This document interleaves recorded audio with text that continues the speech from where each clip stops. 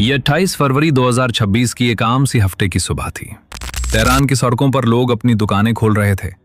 नाश्ते की खुशबू हवाओं में थी और किसी को खबर नहीं थी कि आज की तारीख ईरान के नसीब में एक बहुत बड़ा निशान छोड़ने वाली है।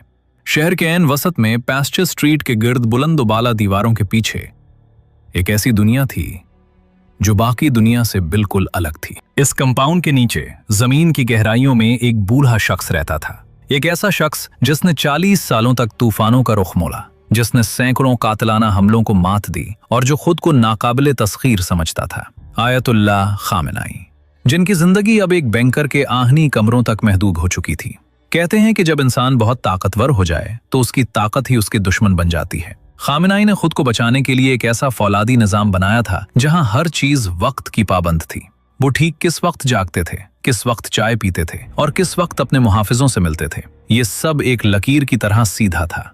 इधर मीलों दूर इसराइल के खुफिया कमरों में मोसाद के एजेंट मुस्कुरा रहे थे। वो हथियारों से हमला नहीं कर रहे थे, वो खामोशी से आदत का मुताला कर रहे थे। उन्होंने तेहरान के गली कूचों में लगे कैमरों को अपना गुलाम बना लिया था। हर वो गाड़ी जो कंपाउंड में दाखिल होती, उसका नंबर, उसके टायरों की आवाज, यहाँ तक कि ड्राइवर के सांस लेने की रफ्तार भी नोट की जा रही थी। फरवरी का वस्त आते ही एक ऐसी इत्तला मिली जिसने शिकारियों की भूख बढ़ा दी। एक खुफिया मीटिंग, एक ऐसा दिन जब बैंकर का वो दरवाजा खुलना था जो महीनों से बंद था।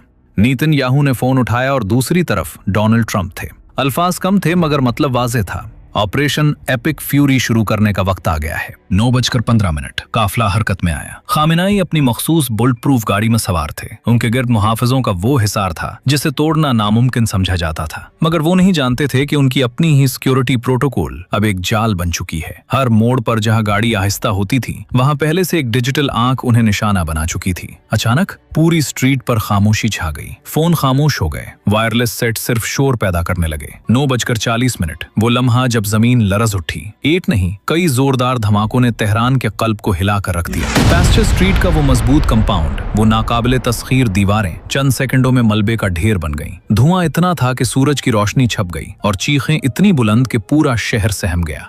जिस शख्स ने 4 दहाइयों तक मौत को जल्दी थी, आज उसकी अपनी ही आदत ने उसे उस मोड़ पर ला खड़ा किया जहां से वापसी का कोई रास्ता न था। वो महफूज रास्ता, वो बैंकर, वो मुहाफिज। ऑपरेशन एपिक फेवरी का पहला बाब खत्म हुआ, मगर उसने दुनिया को ये पैगाम दे दिया कि जदीद दौर की जंग में ताकत से ज्यादा खतरनाक वो मालूमात है जो आपकी खामोश जिंदगी के हर लम्हे पर नजर रखे हुए है।